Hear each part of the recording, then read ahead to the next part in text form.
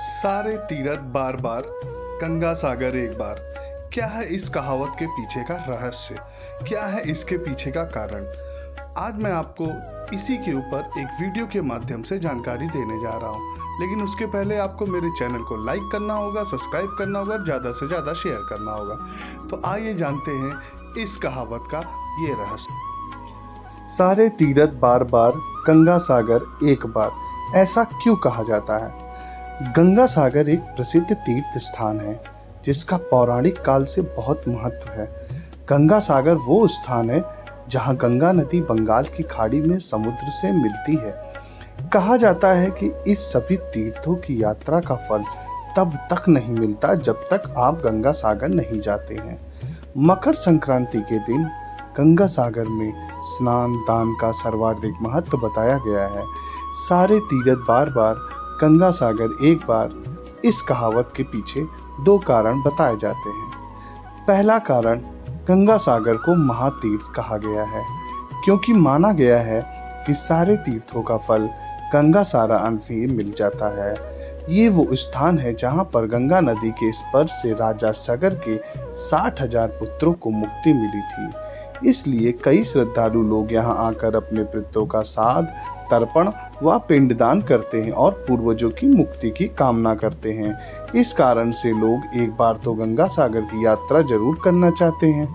इसलिए कहा गया है, सारे तीर्थ बार बार, गंगा सागर एक बार। पुराणों में भी गंगा सागर में दान और स्नान को धार्मिक और आध्यात्मिक दृष्टि से काफी महत्वपूर्ण बताया गया है। दूसरा कारण, कोलकाता से गंगा सागर जाने के लिए पहले 86 किलोमीटर दूर काकद्वीप जाना होता है, जहां हार्वुड पॉइंट से 3.5 किलोमीटर स्टीमर नाव के जरिए सागर द्वीप पहुंचते हैं। इसके बाद सागर द्वीप पर 32 किलोमीटर यात्रा करने के बाद गंगा सागर तीर्थ आता है। पुराने समय में ये यात्रा काफी दुष्कर और कठिन थी। कई दिन की यात्रा करने के बाद लोग गंगा सागर पहुंच पाते थे, इसलिए लोग दोबारा जाने की सोचते भी नहीं थे। इसलिए लोग कहने लगे, सारे तीर्थ बार बार, गंगा सागर एक बार। गंगा के सागर की कहानी क्या है? रामायण की एक कथा के अनुसार अयोध्या के राजा सगर अश्वमेध यज्ञ कर रहे थे। उनके प्रताप से डरकर देवताओं के राजा इंद्र ने उनके यज्ञ का घोड़ा चुरा लिया और कपिल मुनि के आश्रम में जाकर बांध दिया। राजा सागर की दो रानियां थी, केशनी और सुमिति। केशनी के एक पुत्र था जिसका नाम असमंजस था और सुमिति के 60,000 पुत्र पैदा हुए थे। असमंजस बहुत उदंड था और प्रजा के लोगों को बहुत कष्ट देता था, इसलिए राजा सगर ने उसे अयोध्या राज्य से निकाल दिया। अश्वमेध यज्ञ का घोड़ा चोरी हो जाने से राजा सागर बहुत चिंतित हुए क्योंकि यज्ञ पूरा होने के लिए घोड़ा मिलना जरूरी था। राजा सगर ने अपने 60,000 पुत्रों को घोड़ा खोजने के लिए भेजा। घोड़ा खोजते हुए राजा सगर के वे सभी पुत्र कपिल मुनि के आश्रम में पहुंच गए और घोड़े को वहां बंधा देखकर उन्होंने कपिल मुनि को चोर समझा। कपिल मुनि भगवान विष्णु का अंश अवतार थे जिन्होंने कदर्प ऋषि के पुत्र के रूप में जन्म दिया था। राजा सगर के पुत्र कपिल मुनि के बारे में जानते नहीं थे और उन्होंने मुनि का काफी अपमान कर दिया। इस अपमान से क्रोधित होकर कपिल मुनि ने राजा सगर के पुत्रों को शाप दिया कि तुम सभी अभी भस्म हो जाओ। मुनि के शाप देते ही तुरंत राजा सागर के 60,000 पुत्र वहीं भस्म हो गए। जब काफी समय बाद राजा सागर के पुत्र वापस नहीं आए तो उन्होंने अपने पौत्र अंशुमान, जो कि असमंजस का पुत्र था, अपने चाचाओं का पता लगाने के लिए भेजा। अंशुमान भी खोजते खोजते कपिल मुनि के आश्रम पहुंच गया। वहां उसने यज्ञ का घोड़ा और हजारों की संख्या में अस्थि पिंजर और राख देखी तो वो समझ गया कि क्या हुआ होगा।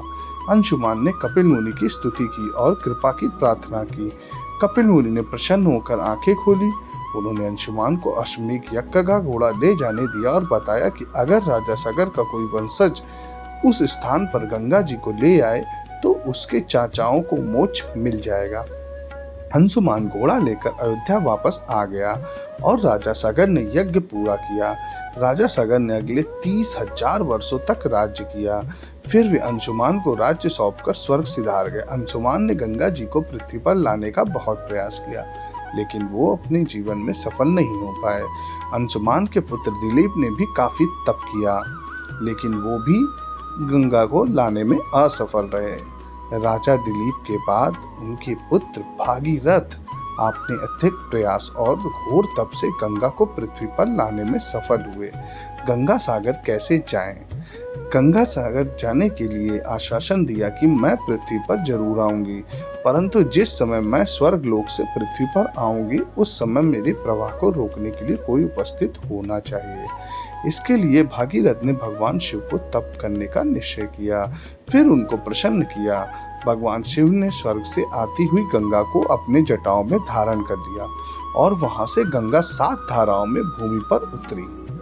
पहली 3 धाराएं हृदयिनी, पावनी और नलनी पूर्व की दिशा में बह चली और 3 धाराएं सुचाछू, सीता और सिंधु पश्चिम की ओर प्रवाह की। 7वां प्रवाह भगीरथ के बताए रास्ते पर बढ़ चला और आगे आगे भगीरथ में रथ में चलते चले गए। चलते चलते भगीरथ उस स्थान पर पहुंचे जहां उनके प्रपितामह भस्म हो गए थे।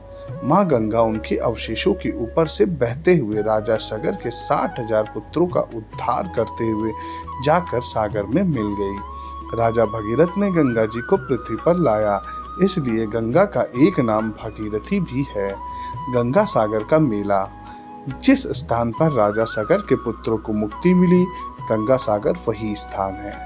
यहाँ पर कपिल मुनि का मंदिर है जहाँ लोग दर्शन के लिए जाते हैं।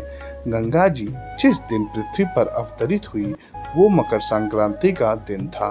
मकर संक्रांति के दिन गंगा सागर में स्नान का बहुत महत्व है, इसलिए हर साल मकर संक्रांति के दिन गंगा सागर में विशाल मेला लगता है जहाँ पर लोग स्नान और दान के लिए आते हैं। गंगा सागर का मेला 5 दिन तक चलता है।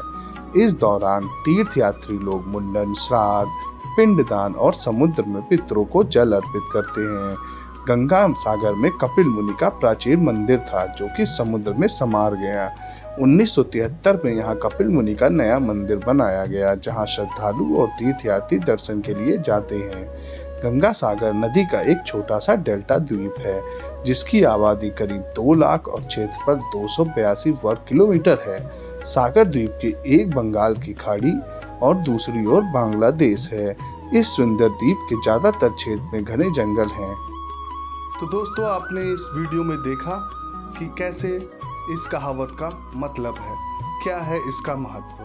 तो अगर आपको जानकारी अच्छी लगी हो तो मेरे चैनल को लाइक करें, सब्सक्राइब करें और ज़्यादा से ज़्यादा शेयर करें। जय माता दी।